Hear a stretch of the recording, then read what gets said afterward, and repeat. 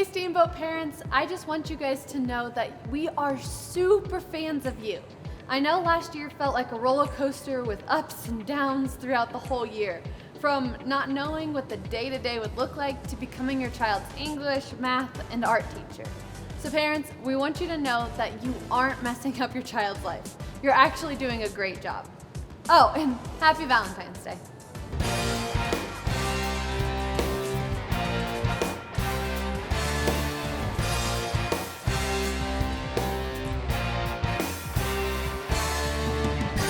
Hey everyone, I love it when we're here at Steamboat Kids together, and I'm a super fan of all of you.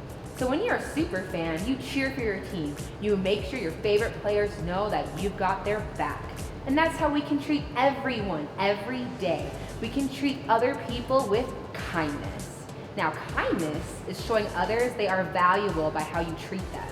And we've got a great way for us to practice cheering each other on with a super fun game. And this one is called Ready, Set, Kick. Hey Kyle, let's play some soccer.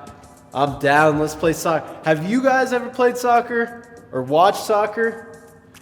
Yep, all right, so we're gonna do the penalty kick here. I'll be goalie, because look at me, I'll be the goalie, and we'll see how many Isaac can get by me. We'll give him 5 chances. Try number 1. Oh! Try number 2. Ah! Try number 3. All right, number 4. I'm gonna get even here. Oh, dang it! I had it in my hands. All right, last one. Try number 5. Toro, toro, toro. That was not easy. Yeah, it looked pretty hard. Yeah, I had the harder part, but it sure was fun. You had fun? Yeah, I had a lot of fun. It was good, and it made all the difference to have you guys cheering us on. Thank you for that. Remember to keep cheering on all of your friends, just like Hadley. She's gonna do the Bible story, and she's gonna do it well. Hey everybody, this month we're talking about how we can be super fans of each other by showing kindness. Last week, we found out why we should be kind to others in the first place. We should be kind to others because God is kind to us. But sometimes it's not so easy to be kind to people. I think for a lot of us, the hardest people to be kind to are the people that we really know, we know them to the core. Think about it, it's pretty easy to be nice to someone you just met. But it might be a lot harder to be kind to your brother or sister when they're really doing their best to annoy you. Or it might be even hard to show kindness to your parents when they make you do something you just don't want to do. It might even be hard to show kindness to your friend when they did something to just hurt your feelings. Kindness isn't always easy.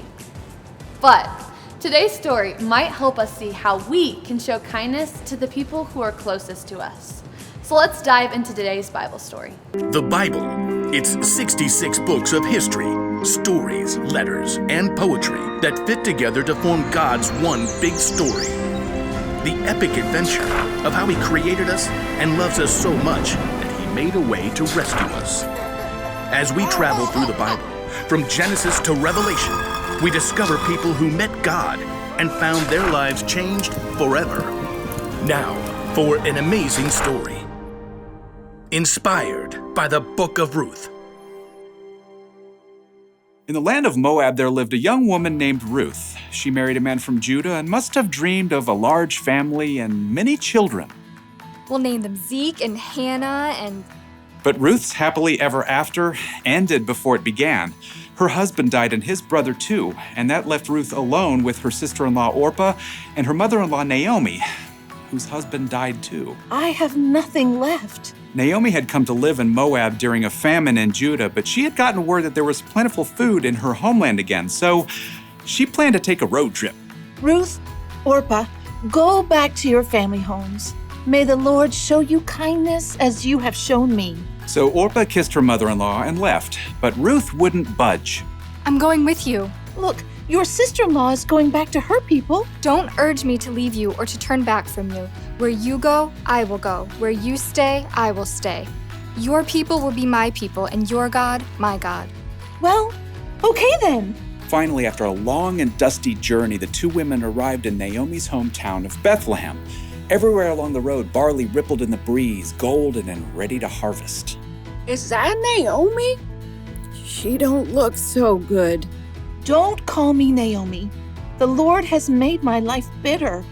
I went away full, and the Lord has brought me back empty. Don't listen to them. You just need dinner and a nap. Finding food was their top priority. Some of those barley fields belong to my husband's relative, Boaz. The grain is being harvested right now. Let me go to the fields and pick up the leftovers. Go, my daughter. The law instructed the landowners to leave behind some of the harvest for people who needed food, so Ruth followed behind the harvesters, gathering every bit of barley that fell to the ground. Barley. Let's see. You can barbecue it, boil it, broil it, saute it. Ruth worked hard in the heat of the day. In the afternoon, Boaz came out to survey the harvest. The Lord be with you. The Lord bless you! Boaz spotted Ruth hard at work and asked his overseer, Who is that young woman? She came back from Moab with Naomi. She asked if she could pick up the extra grain and has barely rested all day. Boaz was moved by Ruth's care for Naomi. He waded through the barley to speak with her. Stay here and follow along where the men are harvesting. I'll make sure no one bothers you. And when you're thirsty, you get a drink from the water jars. Why are you so kind to me, a foreigner? I've been told what you've done for your mother-in-law, how you left your homeland to come here. May the Lord reward you. Boaz offered Ruth bread and roasted grain to eat, and at the end of the day, she was able to bring a large amount of grain home to Naomi. So much food! Ruth continued to work in Boaz's fields until the end of the grain harvest, but even then, life would have been very difficult for two women living alone together. So Naomi laid out a plan for Ruth. I will do whatever you say.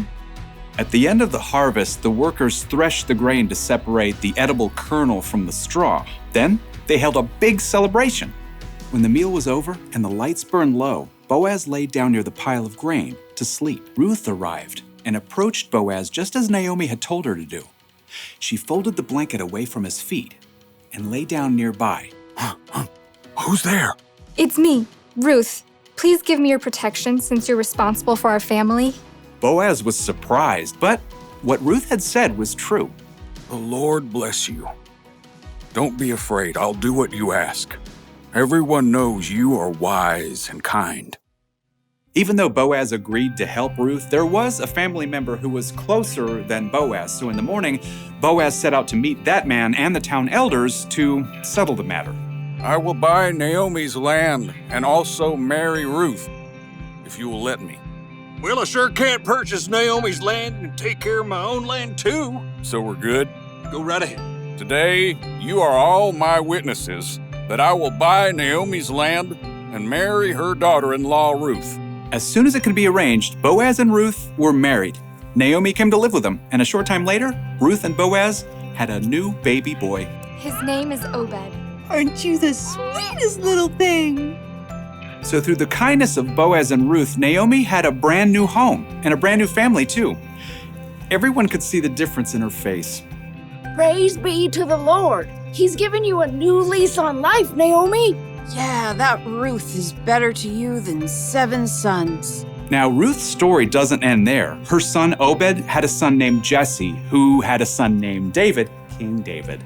And hundreds of years later, a new baby boy was born in Bethlehem who was a descendant of King David, and his name was Jesus. Because of Ruth's kindness, Naomi didn't have to face life alone. Because of Boaz's kindness, he and Ruth were married, and Naomi had a new home and a new family with them. Because all of them showed kindness to each other, there was a pretty sweet ending to the story. Obed eventually had a son named Jess, and Jess was the father of King David. And many hundreds of years later, there was a baby born through their family line. Can you guess who that was? Right, Jesus. All of that happened because Ruth decided to show kindness to Naomi. It's not always easy to show kindness to our family members and our closest friends. We spend so much time with them that we have to be careful because we can start to get on each other's nerves, if you know what I mean. We can forget to show our family and friends how important they are to us.